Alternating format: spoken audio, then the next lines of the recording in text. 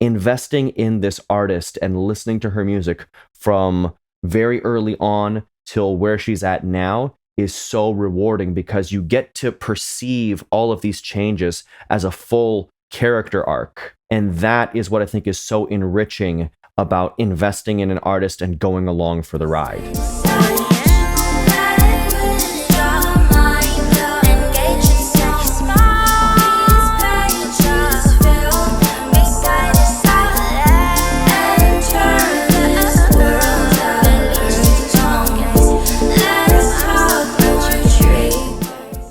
So whether you're new to this channel or you've been watching for a little while, what you need to know about us is that we are a collective of artists, and we talk a lot about the artist's life, the process, the way that we go about making things, and how we adjust our existence day by day to make art happen. And so what I want to do today is to actually take a deep dive into the discography of an artist who is also a member of this team on this channel. And I want to talk about Evin Nazya's music. I don't know how many people are discovering this channel and not knowing who she was previously, but she's awesome.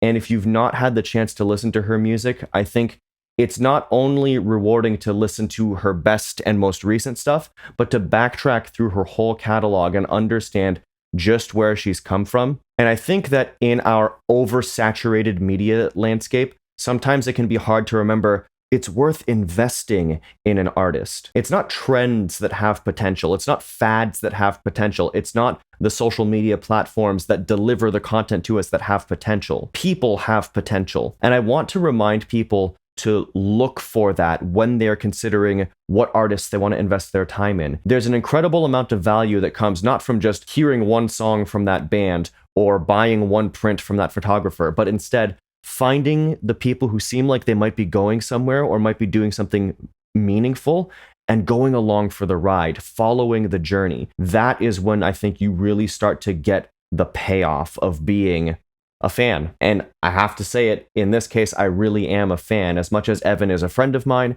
as much as she is, someone I'm working with currently on this project, I'm a fan.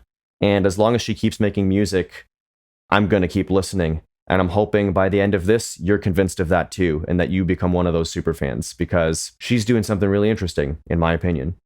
So let's get into it. There's nothing sweeter than this mood right here. Say aloha to my heart.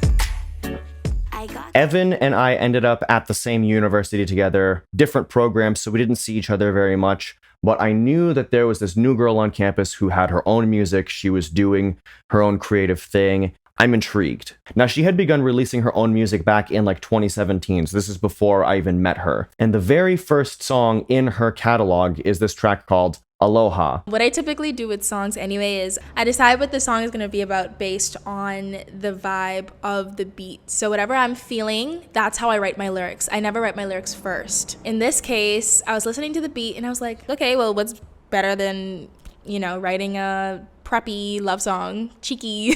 It's really interesting because it is this mix of acoustic pop with the ukulele and then reggae in the verses. And her vocal delivery is very interesting. This word is going to sound bad, but a little bit nasal. It's very, very pointed and sharp. Her voice cuts through the mix very clearly, but it's also towing the line between full voice and whisper. It's really interesting to the ear. There's something about her voice that is just unique.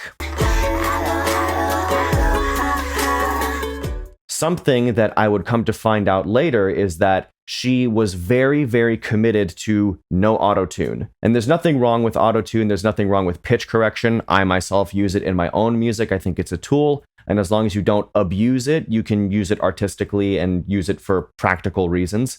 But Evin has always been a bit of a purist in this sense. She's fine with other effects. She's fine with your EQ and compression, but auto-tune was a no-go. And so you're getting this very real, very raw, very true to life sound of her voice on a lot of her recordings. All of her recordings, in fact. The other thing that was interesting with this early song, this first piece in her discography, is that it has an unmistakably Caribbean vibe to it. I mean, it's literally a reggae song, right? At least in most of the parts of it, it's a reggae song. I think it's probably the most tropical Caribbean-inspired song in my discography. Is that something you think you'd ever revisit again, or are you like consciously staying away from that for any reasons, or what's the thought genre-wise for you?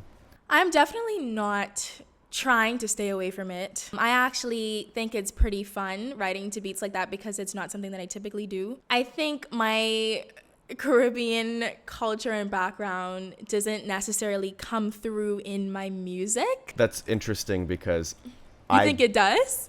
I think it does. In very subtle ways, but it does. It's interesting because she doesn't end up going on to just be like, oh yeah, I'm a reggae artist, that's gonna happen. Nope, we go in a completely different direction after this song. There's all of these things that are at play in the background that will only be revealed with time. But for now, it's an interesting start. It's a cute little song. She could have stopped there. It could have been a one-off thing, but this was the foundation for more to come.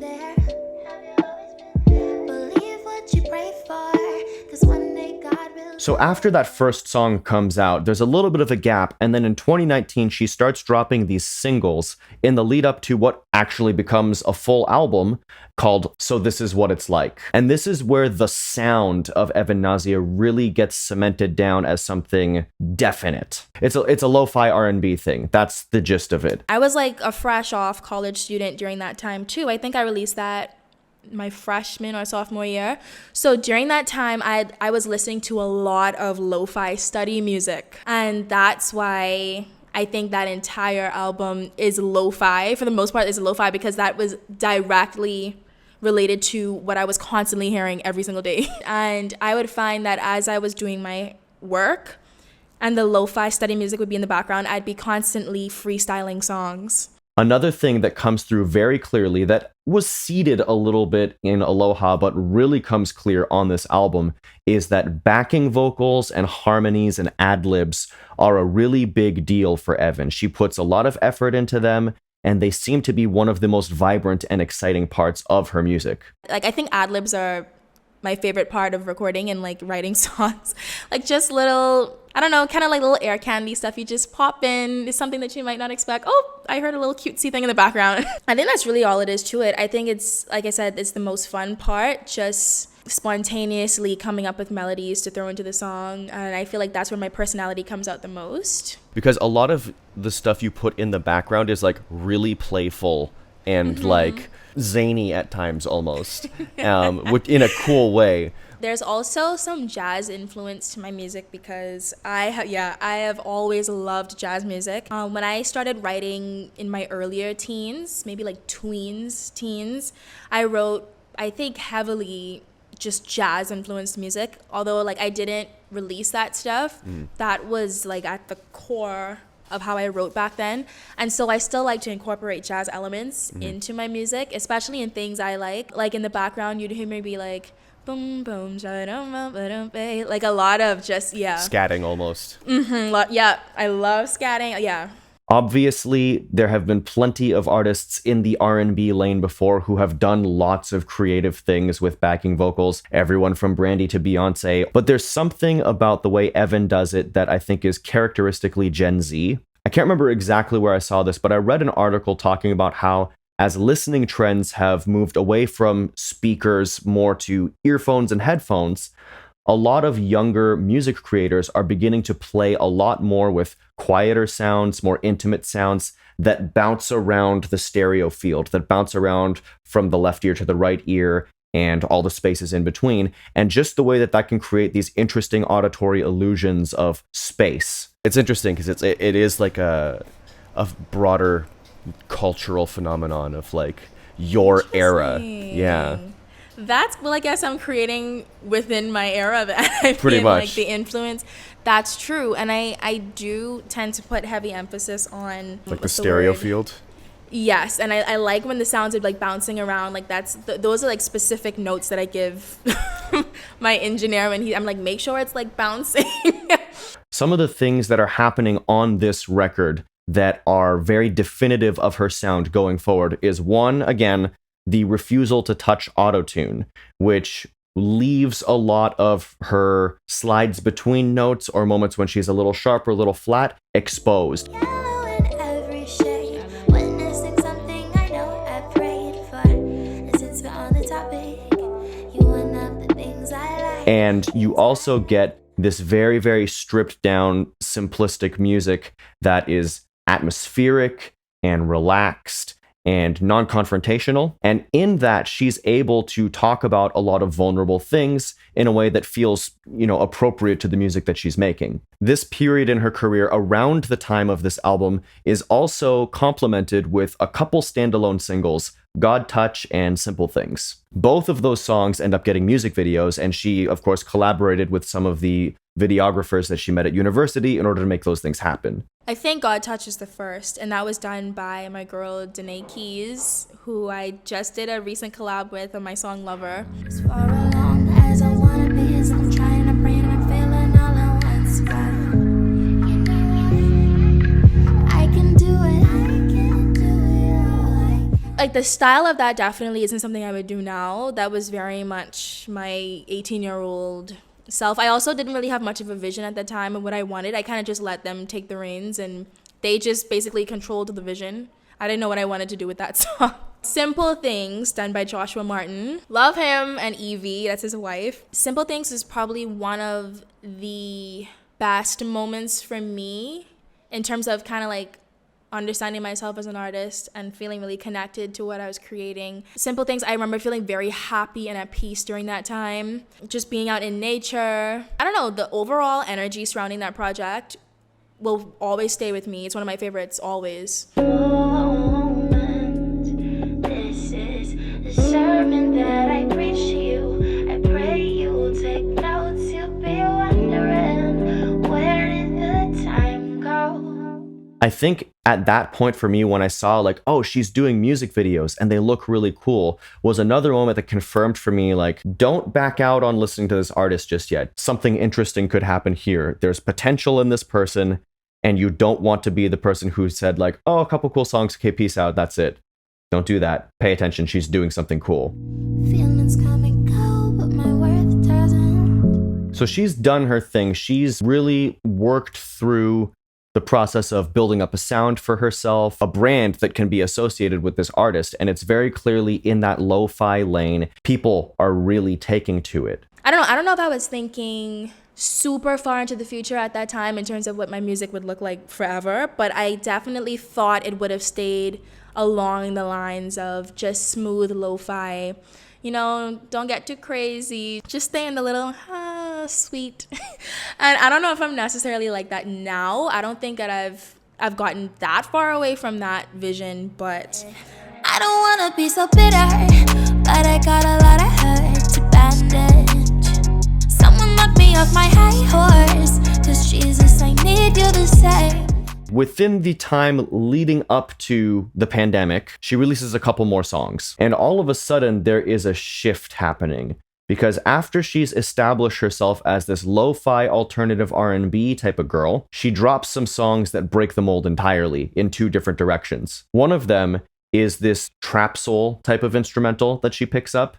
And the other is this very upbeat, compound rhythm, like 12/8 time type of pop song called Polaroid. Sip a coffee, karaoke, pink glass bottles with no one but family. Read a good book by the fire, take a Polaroid pic for the memory. I personally love both of these songs because, one, they represent what to me felt like a significant increase in the production quality of the music she was choosing, and two, this was a clear sign that Evin could shift away from the lo-fi box that she had kind of been existing in and do things in distinctly other styles of music without losing the essence of who she was as an artist, without losing her artistic identity. And it was during that time too, when I released Shelf Life, I realized like I don't necessarily create within one genre. And that's why I think, it was during that specific time period that I just made that switch in my head that, I'm probably never going to stay within the same vibe. and I think that's okay. While I do love the soft, I also love heavy bass. Like in my everyday life, I love listening to music with heavy bass. So I think at that time, I wanted to incorporate that somehow, even though I knew it probably would have shocked people a little bit, because it's like, that's not at all what you just put out. And this music that she drops in early 2020 basically marks a new moment where from here on out, she's creating music with a much more full-bodied sound. It felt like a transition point and kind of like it was setting up, what would come eventually with like Louvre and like, Yeah. Also another one of my favorites of yours. The French speaker in me wants to be like Louvre, but people pronounce it different ways. That's okay. I can deal with it. Somewhat of a mess, call it vibe, yeah. Gotta keep it high stress like I like it. And she got nothing to fix, freak havoc. Toxic to the bone, feels good to be home. And I think that was, Louvre was one of the first times when I was like, Evin? Raven Lene. Like that, where That's I felt cool, that yes. comparison was like She's really so strong. Cool. Again, this was development in a really interesting direction that was pushing her further and further away from her roots stylistically, but getting her into more expressive territory and really showcasing her creativity as a vocalist. And then we reach a fascinating turning point. And that turning point actually intersects with my band's journey.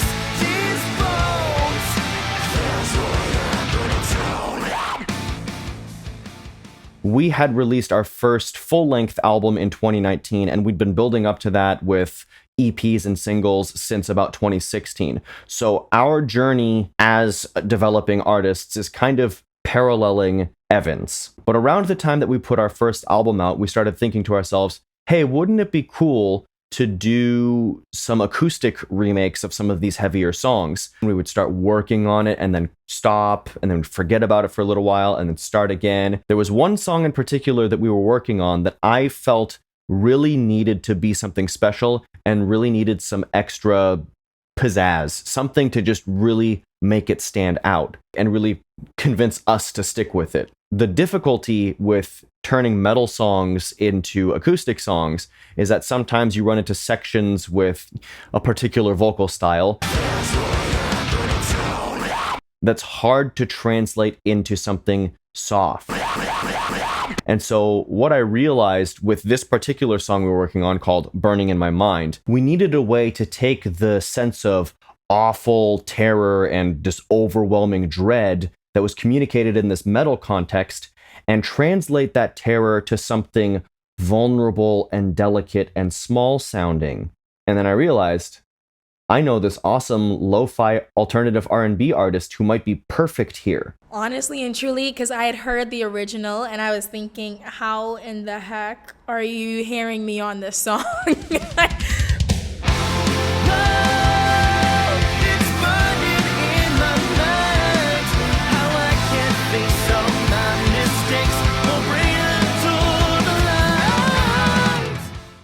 I was thinking, like, are you sure?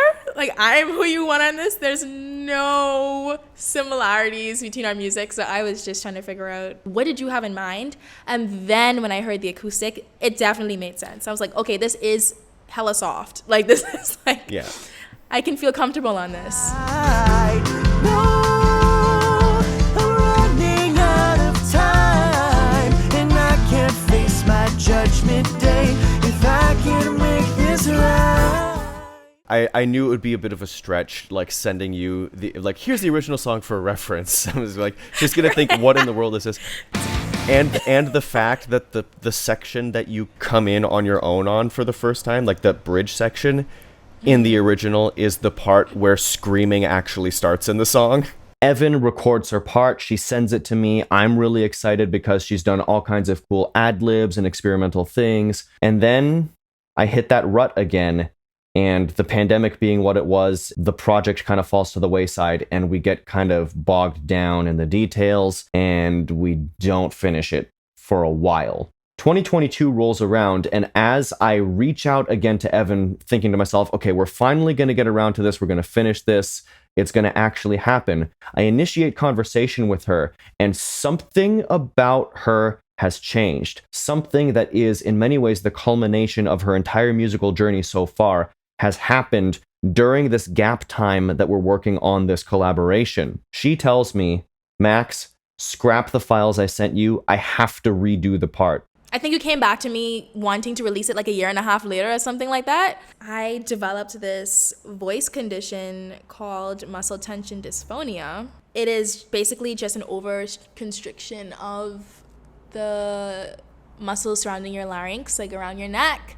So my vocal folds / vocal cords were completely healthy, but it caused so much tension here that for about 9 months, I could barely speak, much less sing. During that time, I had to get voice therapy. I had to get a vocal coach. I had to go get scanned at the doctor. Like, there were so many things going on. After I had started to heal from it and got better vocal hygiene and tips on how to use my voice better from my speech therapist, I actually started to sing more healthily and develop breath support and better control and everything. And so by the time I'd gotten on that side of it, listening to like my older music just made me cringe. I'm like, oh my gosh, it was like pitchy and it's just like so breathy and scratchy. I wanted to go into my next music era with just better technique. I wasn't proud of that, so I couldn't put that out without re-recording it. I've known many artists in, whether it be the acoustic folk lane or the like alternative pop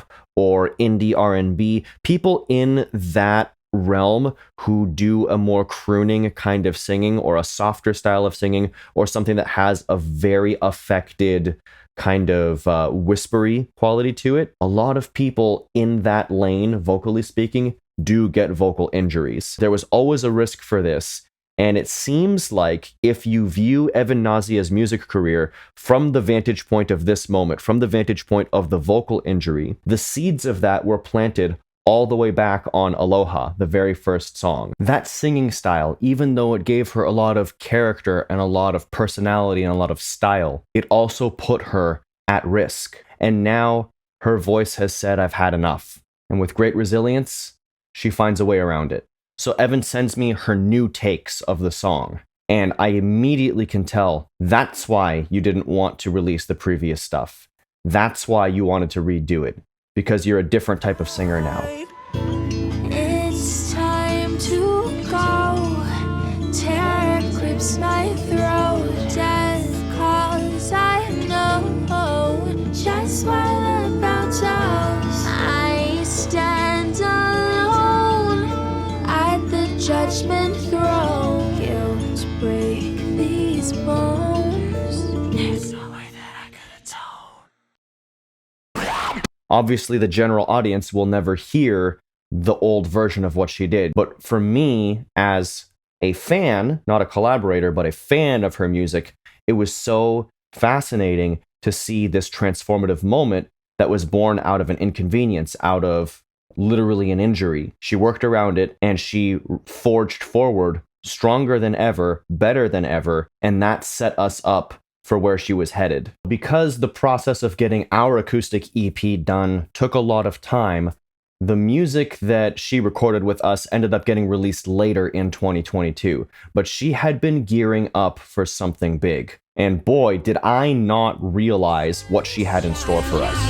Sure, I get dizzy, go crazy, go stupid, sacrifice my peace, but it brings some good music. I hate it, then love it, make something of it, and now here we are making use of our lemons. In February of 2022, she drops an EP, Small Talk. It's not even long, it's not terribly complicated, but my goodness, is it good. There are all kinds of high points on this EP, and I would encourage you, if you have not listened to it, go listen to it. If you like pop music at all, if you like R&B at all, if you like indie alternative stuff at all, there's so many different lanes and perspectives you could approach this thing from, but I'm telling you right now, go listen to Small Talk. It's fantastic. And of all the standout moments that there are across this whole project, there are two songs on the back end of the EP that I think stand head and shoulders above the rest. First, there's the song Lemons. The sour's the reaper, hello. Put my foot in this project, oh. Don't wanna imagine this During that time, I was heavy in my Charlie XCX. I remember when I heard the beat, I was like, I don't know how in the world I'm going to write to this, but I have to write to this. This is so much fun. The experimental energy. I said, this is it. This is exactly it. I just love it. It's such a culmination of who she's been. It's such a payoff. After years of fearlessly showing us her raw, unprocessed voice, she's like, okay, now here comes heavily processed Evin, and it's still me, and it's still authentic, and it still sounds like what you've come to expect, and I'm still not using autotune. And so there's distortions and echoes and delays and reverbs and filters all over this song.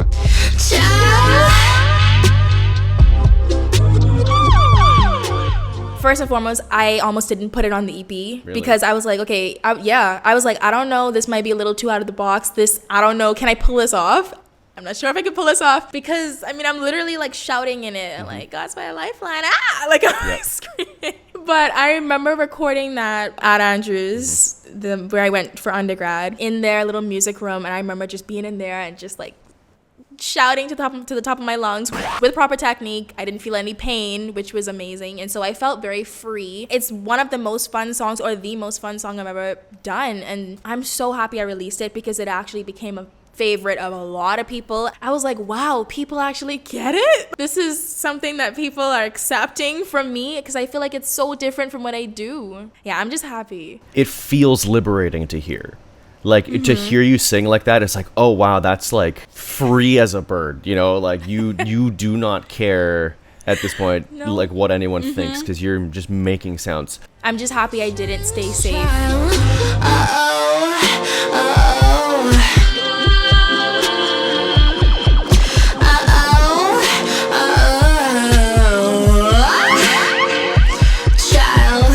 It really shows that she's the kind of artist whose identity is so clear that she can go in like the polar opposite direction of where she started, and it makes sense and it feels like a natural outgrowth of who she's always been. And if that were not enough of a highlight on this record, she then comes along with the song that will end up being the lead single and music video, Small Talk, the title track. Oh my gosh.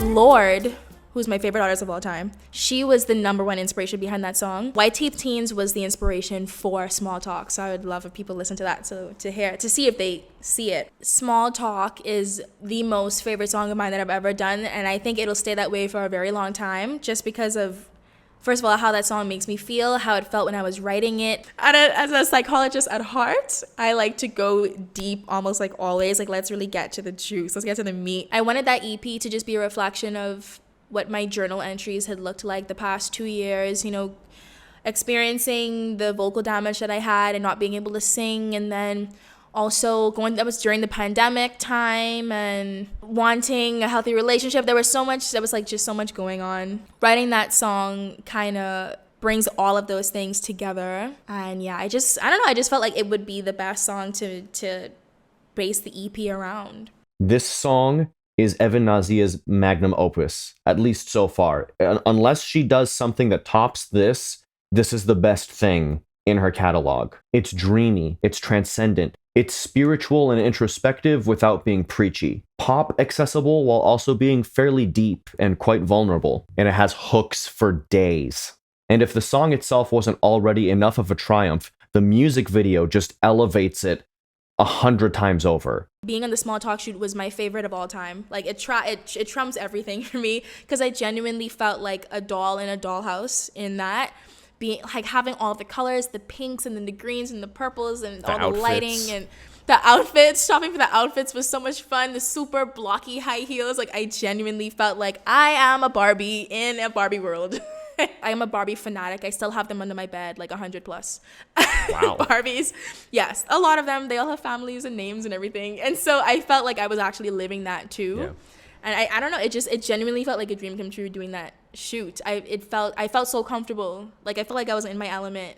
if she were to stop making music at this point, if Small Talk were to be the last thing that she ever released, it would have been a triumph as far as I'm concerned. It would have been a really big accomplishment, but she doesn't stop there, and there's just a little more to go before I feel that this journey is complete. Living our promise, true revelation upon us. Get no karma, God is the one that we honor. So in the time since the EP, she's done a couple singles. There's a song called Blindfold that's really good, a song called Lover, featuring another awesome artist and creative Danae Keys. And all of this is good material, but I want to zero in on something cool. Another feature, another collaboration that she did. This awesome song called Shining at 10,000 Watts. Beams is the project of a friend from SCAD University. He was creating his master's thesis. He is Zambian. He's like, his roots are in Zambia, and he wanted to bring light to the Zambian people and their culture and what they truly stand for and just the richness of that culture. And so we have a mutual friend who's actually Bahamian. His name is Nate, or NXTEG. Check out his stuff, he's great. They're like really close from school, and so I was really close with Nate, and so I met with Makumbi. It's his project, Makumbi's project. He was like, okay, this is what I want the song to be about. You get total creative freedom, but just keep this in mind. This is about the Zambian people. I'm like, okay, I hope I represent well. I have no clue about their culture, nothing about like that. I had to do some research. I had to look into the vibe. I had to look into what I was getting myself into. The song took me a little bit to write, and not even all of my parts didn't even make it into the song because there was another guy on it. But I actually think that is another fave of mine that I've written. I feel like it was pretty outside of something that I've done before. So I think it challenged me the most. Out of all the songs I've done, I feel like that one challenged me. So the first time I heard this song, right at the very end of your first verse, you sing Shining at 10,000. But there's this richness to your voice. Oh, shining at 10,000. That thing. Yes, because you hit your lower register. But I don't think we'd heard you sing that full voiced in your lower register before. And I was You're right. Oh, whoa. It was soulful. And nice. It's not that you hadn't had that in your music before, but it was so immediately obvious, right? Cool. So that's what makes me think oh, that's a culmination point in your vocal journeys. To me, again, this is such a huge payoff from following this artist from very, very humble beginnings and something that people might not have even taken very seriously from the first song and the first record to this moment. The evolution is so clear. The journey is so clear. This vocalist who was damaging her own voice by how she sang is now delivering stronger and better than ever. And she never lost the sound of who she was. So whatever stage of her career you go back and listen to, nothing feels out of place or jarring. Even while growing and changing, she's been able to consistently deliver the same thing. And that is her honest self. So again, for any creatives out there who are struggling with how much of yourself to reveal, or how honest to be, or how perfect your work needs to be before you put it out there in the world, the journey from immaturity to maturity, the journey from incompletion to well-roundedness, the journey from beginner to expert is worth following along. And people who are actually interested and invested in you, the person, the thing that actually has the potential, they're going to want to see that growth. And they are going to find value not only in your best work, but in the pieces that got you to that point. And I feel lucky not only to have been a collaborator and a peer of Evin's, but ultimately I feel lucky to have been a fan of this phenomenal artist that you should go listen to right now. Led with the mind of its own. These pages fill themselves up. Enter this world of earth tones. Let's talk more triggers and such. Thanks for checking out this video essay. Thanks for checking out the channel. If you haven't subscribed yet, definitely do that, because there's going to be awesome content. You're going to get content from Evin herself, as well as Mary Ellen, and from Darcy, and whoever else happens to be joining the team at any given point. We've got great stuff coming for you all. And ultimately, we're just grateful to have an audience. So thank you. Sure, I get dizzy, go crazy, go stupid, sacrifice my peace, but